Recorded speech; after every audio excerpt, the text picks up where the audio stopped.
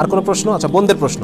একজন বোন প্রশ্ন করছেন, আমি একটা ইনসিডেন্টের সাথে পরিচিত যেখানে স্বামী বিয়ের পূর্বে স্ত্রীর দিনদারিত্ব দেখে বিয়ে করে, তবে বিয়ের পর স্ত্রীকে প্রেশারাইজ করেন এভাবে। এইটা একটা খুব ইম্পর্টেন্ট কোশ্চেন, আমি আপনাদেরকে বলতে চাচ্ছিলাম যে মানে পরবর্তীতে বিয়ে করছে দিনদারিত্ব দেখে, বুঝছেন, পরে যখন মানে স্ত্রীকে খোঁটা দিচ্ছে যে আমি তো তোমার চেহারা ছাড় দিছি, তোমার চেহারাকে আমি ছাড় দিয়ে শুধু তোমার দিনদারিত্ব, এটা খোঁটা দিচ্ছে আর খোঁটা দেয় আর কি, এটা বলে।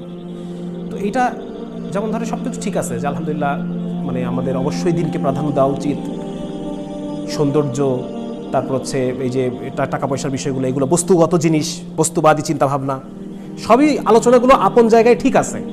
কিন্তু সবচেয়ে ইম্পর্টেন্ট জিনিসটা হচ্ছে আমাদের যেটা বুঝতে হবে সেটা হলো যে আমরা মানুষ, আমাদেরকে আল্লাহ তাআলা বলছেন ইনসান। কি বলছেন আমাদেরকে? ইনসান শব্দের অর্থ ভুলে যায়, যে কি আরবি নাসিয়া শব্দ থেকে ইনসান শব্দটা আসছে, এর অর্থ ভুলে যাওয়া। আজকে আমি শামসুল আরেফিন, আমার যে পরিমাণ ইমান, হয়তো আজ থেকে 5 বছর পরে এই পরিমাণ থাকবে না। আজকে দিনের প্রতি আমার যে পরিমাণ ভালোবাসা, হয়তো আজ থেকে 10 বছর পর আমার এই পরিমাণ থাকবে না। হতে পারে কি না?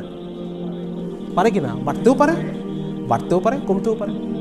তো যার কারণে কিছু বিষয়, এই বিষয়গুলো একটু আলেমদের সাথে পরামর্শ করে ঠিক করা, বুঝতে পারছেন? এই জন্য রাসূল সাল্লাল্লাহু আলাইহি ওয়াসাল্লাম কিন্তু বলছেন যে বিয়ের আগে মেয়েটাকে দেখে নাও।